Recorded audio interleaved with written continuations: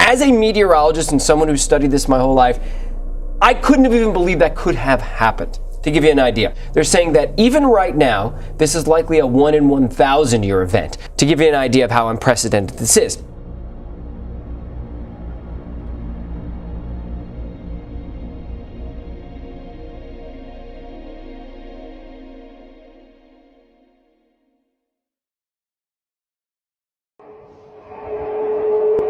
الصوت منطقة دريانة.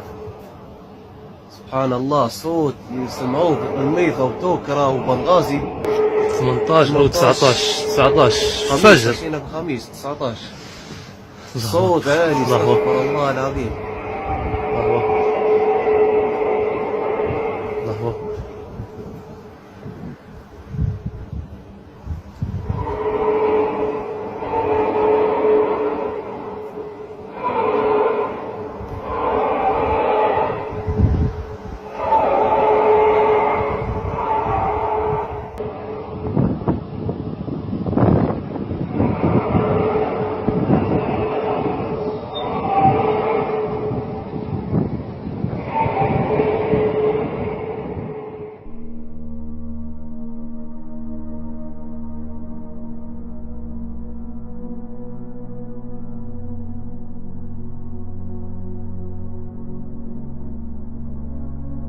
On the other side of the globe today, the last solar eclipse of this decade ignited a spectacular phenomenon known as the Ring of Fire. A so-called Ring of Fire eclipse, a yearly event in which the moon passes in front of the sun, covering the center of the sun and causing a circle of light around the moon's silhouette. It wasn't visible in this country, but people in Saudi Arabia, Indonesia, and India were among those who got to see a big show. A new moon, visually smaller than usual, passed in front of the sun, leaving the burning ring of light.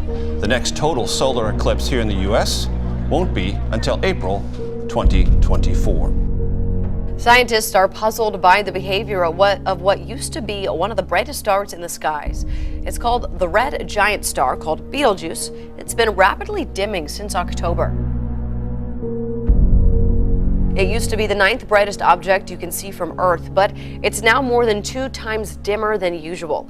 Some scientists believe that means it may be about to explode, turning the star into a so-called supernova. If it does happen, it'll be a spectacular show in the sky, but it will not pose any danger to us here on Earth. I don't know what's going to happen. Yeah. I was reading some information online saying that the star has gone through its full life cycle a lot faster than other stars, which isn't as long. So Right. I don't know.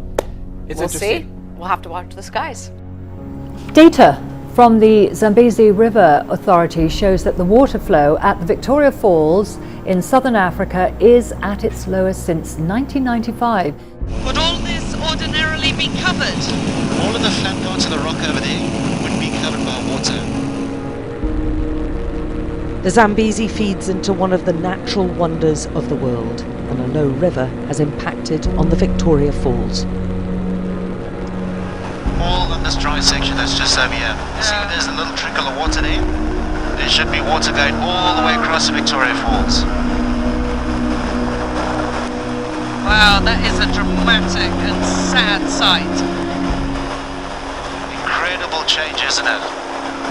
It actually alters the whole view and perspective of the Victoria Falls when there's no water flowing over.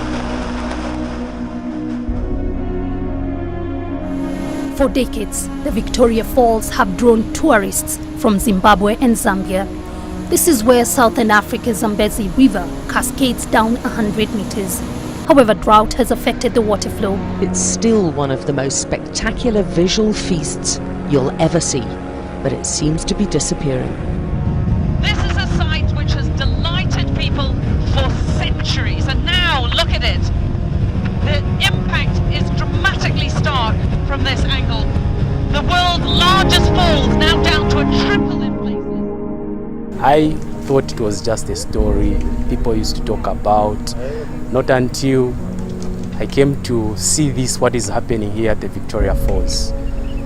The falls is completely dry.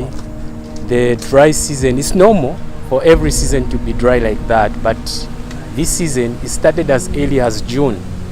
So this is one of the, I would say it's the longest dry season we've ever had. Well, we're moving to Western Europe now, where the death toll from 2 storms has risen to 9. Spain and Portugal are among the countries worst affected by the heavy rain and violent winds of Storm Elsa, which hit the Iberian Peninsula on Wednesday but has since weakened. However, a second storm, Fabian, has followed closely behind, bringing with it more flooding. Across Spain, Portugal and France, more than 118,000 households are without electricity. In Portugal, storm surge flooding has forced the evacuation of 250 people. A waterfront in southern France is battered by waves and high winds, one of several places to feel the effects of 2 powerful storms in recent days. Storm Elsa swept in from the Atlantic on Wednesday and was closely followed by a second storm, Fabian, which made landfall on Saturday. Stormy weather has been affecting parts of southwest Europe, causing flooding and extreme winds. The crew of a cargo ship off the coast of Sardinia had to be airlifted to safety after it began to capsize. The vessel hit rough seas and ploughed into a rocky stretch of coastline. 12 crew members were rescued. Galicia, on western Spain's Atlantic tip, is no stranger to storms, but sights like this are still remarkable. A coastal promenade, awash with sea foam, whipped up by the pounding of countless waves and blown ashore by Storm Fabian's full force. There have been widespread power cuts in southern France, and some rail services were cancelled due to the likelihood of trees falling on the lines. Storm Elsa hit the Iberian Peninsula on Wednesday, with the following days seeing an increase in its intensity. The historic riverfront streets of Porto in Portugal were flooded as large amounts of rain fell in short time. It was all so quick that we had to leave urgently. I never saw anything like this in Agueda. And nature's power always fascinates people, and some get as close as they dare. It's unpredictable and it's dangerous, but it's impressively beautiful too.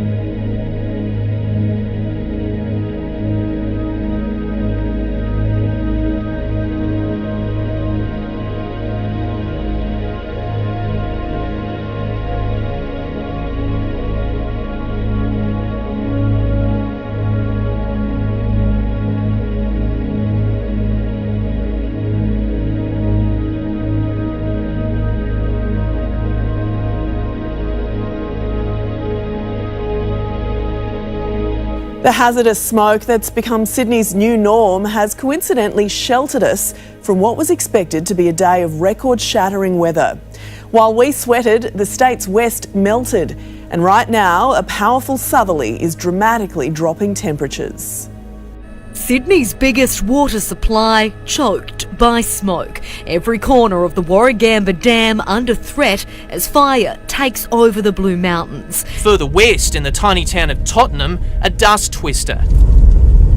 The elements out of control, a heat map painting a concerning picture for Australia and the state. Australia is under a state of emergency as hundreds of wildfires burn across the country right now. Those fires have ripped through towns and destroyed dozens of homes, and of course this is just before Christmas. Brace for catastrophic conditions as an extreme heat wave hits Sydney. Temperatures will climb well into the 40s in the coming days, peaking on New Year's Eve and making conditions even worse on our fire grounds. More than 1,100 have required emergency help this week, 26% more than normal. But as we head through the evening, some relief. The smoke clearing almost as fast as the swimmers from Bondi. Catastrophic. It's the highest fire danger rating in Australia, and it's been issued for parts of New South Wales, including the Greater Sydney area. Bushfires are normal in Australia, but this year they began particularly early, have lasted longer, and have been far more intense. The RFS doesn't know how many homes went up, but they do know the fight was severe. Unfortunately, we have received bad news. There's not much left in Balmoral. The Australian Defence Force is being deployed to assist the bushfire fight in New South Wales ahead of scorching temperatures over the next few days. The ADF has been in and around the fire front for many weeks now. We're seeing some pictures here of where the Navy helicopter actually flew in down to the south coast of New South Wales and rescued people who were stranded as this blaze engulfed their town. They simply couldn't get out because the roads were shut, so these choppers were flown in to get them to safety. An entire town all but wiped out. Home after home destroyed. Street after street charred black. It was a double whammy for the village of Balmoral near Picton. For the second time in just 3 days, the Greenwattle fire had them as its target. Thank you and God bless. Stay safe. This would have been what the Prime Minister saw as he jetted in last night. He'll bring state leaders together to better respond to future bushfires, admitting weather events and climate change are linked, but The direct connection to any single fire event, it's not a credible suggestion to make that link. About 50 are still not contained. In Shoalhaven last night, a fire-generated thunderstorm formed, causing frightening scenes. There's a big westerly coming up now. It's not going to help anyone. What is this? What are we looking at here that goes beyond your seasonal wildfires? Yeah, thanks for having me on. Honestly, as an Australian and as a scientist and as a biologist who's away and looking at what's happening in the country, it's so heartbreaking for me. Really, what we're seeing is something that I haven't seen in my lifetime, is that, you know, the severity of the summer and the impact that it's having, and it's early in the summer, is something we really haven't seen before. So just this last week, we saw Australia break its average temperature record. It hit above 106 degrees Fahrenheit on Tuesday. Just one day later, it broke that record again at 108 degrees Fahrenheit, and this comes after last summer being one of the warmest summers on average ever in Australia. We're seeing bushfires all around the country, hundreds of bushfires engulfing the suburbs and the hills around the major capital cities. The scale is unprecedented. Just to kind of underscore what we are saying right now, that conditions are such in Australia that the place is effectively becoming inhabitable. Zimbabwe is suffering its worst drought in more than a century. In Zimbabwe's Matabeleland, people are dying of hunger. Margaret Magande and her 5 grandchildren are picking what will be their first and last meal of the day: boiled pumpkin leaves. This illustrates just how dire their situation is. Aid organizations have told us that after Syria, this is the world's biggest humanitarian crisis.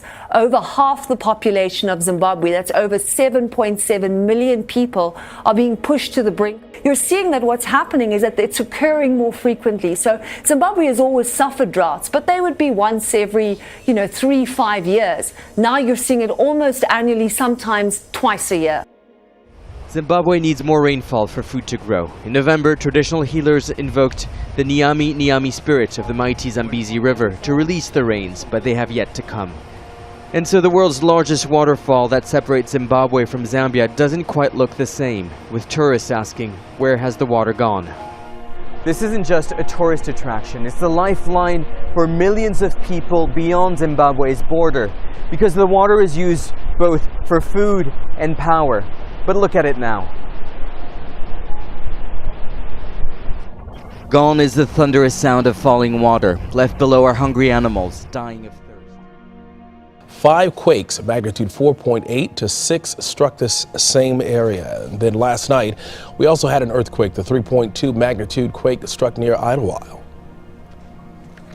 British Columbia has been hit with another 2 earthquakes, bringing the total to 9 over 3 days. The latest quake struck just off Vancouver Island on Christmas Day. Another reminder that this region is known as the Ring of Fire. A string of strong earthquakes has struck off the northwest end of Vancouver Island. Some quakes as strong as magnitude 6. Thanks for joining us. I'm Jessica Janner-Castro. And I'm Angela Poe Russell. The shaking was a reminder of how active the region can be. We know that this region is rather prone and more active with regard to earthquake, but is what we've been seeing in the last few days rather normal or to be expected? It is, as one of the most seismically active regions in Canada, it's to be expected. But these have been, it's been an unusual number of larger earthquakes. So we see tiny earthquakes there each and every day, and many. But this has been an unusual sequence of larger earthquakes in that area. Tens of thousands of hectares of farmland in Somalia has been destroyed as desert locusts swarm over fields in the worst invasion in 25 years. An invasion of locusts, which already destroyed tens of thousands of hectares of crops and grazed land in Somalia, has spread further on. The insects have already destroyed 70,000 hectares of land in Somalia and neighboring Ethiopia, threatening food supplies in both the countries and the livelihoods of farming communities. The United Nations Food and Agriculture Organization has said that the invasion was worse than it had been predicted and is likely to spread to other nations in the Horn of Africa, including Kenya and Sudan. It has been further made worse by unseasonably heavy rainfall and floods across East Africa.